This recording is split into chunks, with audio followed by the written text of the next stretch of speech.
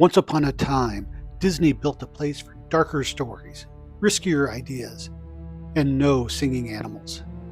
They called it Hollywood Pictures. But time buried these celluloid treasures beneath the streaming sands. Now, we dig them up, one forgotten reel at a time. Welcome to Pharaoh's Vault. From deep beneath the dunes of forgotten cinema, our excavation continues. Today's discovery, a curious collection of adventure relics exploring the most intrinsic of human desire, control. But as any archaeologist knows, control rarely comes without consequence. Control feeds conflict, control removes rights, but sometimes control is needed to succeed. In the military, control isn't a suggestion, it's survival. One decision, one command can mean the difference between peace and global disaster. And in Crimson Tide, that control is about to face its greatest test. After the leader of Russia threatens to use nuclear weapons, Naval Captain Gene Hackman and Lieutenant Commander Denzel Washington find themselves at odds when an emergency message ordering a missile strike is cut off mid-transmission. The captain wants to proceed, the lieutenant commander wants to wait. Crew members take sides, leading to a mutiny and chaos until order is restored. Initially, this relic may feel like a throwback to another time, yet the tension still resonates today. When it comes to raiding Crimson Tide, we'll give this a military-esque seal of excellence, a masterclass in disciplined filmmaking and proof that control can be heroic until it isn't. There is one minor issue with the film. How do you cast Steve Zahn and then kill him off? Steve Zahn is a national treasure and should be treated as such. In the city, control isn't protection, it's power. One law, one verdict can decide who deserves to live or die. And in Judge Dredd, that control is about to be judged. Sylvester Stallone plays the ultimate lawman.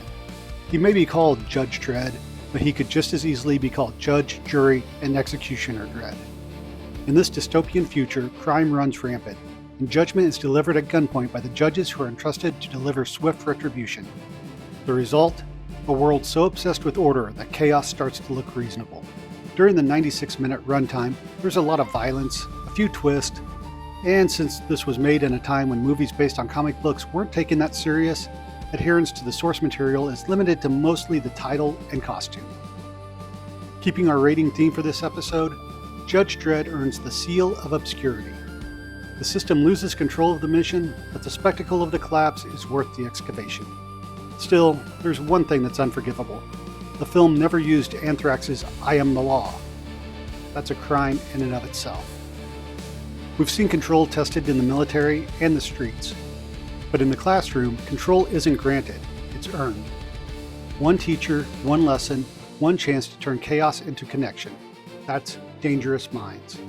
Michelle Pfeiffer plays Lou Ann Johnson, a former Navy member turned teacher who finds herself in an underfunded, underrespected inner-city school. The class resists the new Wonder Bread teacher. The teacher remains determined to teach the students not just lessons in the syllabus, but also lessons in life. By the third act, everyone learns something. If not algebra, at least empathy. Today, it's easy to be cynical about inspirational teacher movies, but Dangerous Minds still captures the era's belief that one person can make a difference if they bent the rules. As far as a rating, we're going to give this the seal of interest. Flawed tactics, commendable mission, authority challenged for all the right reasons. If there's one shining light to come out of this predictable, emotional, manipulating film, without it, we never would have gotten Amish Paradise. So there you have it, Hollywood Pictures' take on control, order, and everything in between. In the 90s, even authority had an identity crisis. The generals argued, the judges malfunctioned, and the teachers rebelled. Each film promised discipline and endured dissent. Even the strongest systems crumble when tested. But what remains tells us who we really were. Cinema's history is buried deep, and we'll keep digging. But for now, the vault is closed.